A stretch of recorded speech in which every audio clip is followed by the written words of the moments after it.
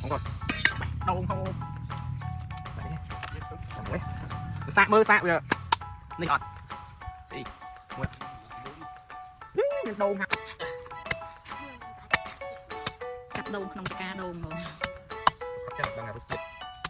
mẹ trang thật rồi là hai ôi cha đi ôi đồ chơi gì nè cha hai tao không phải chơi giật mình cha hai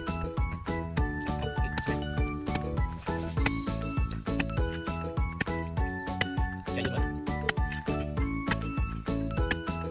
đồ bắt quê nhau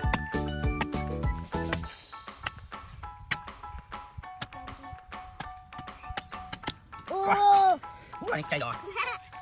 vào nhà mà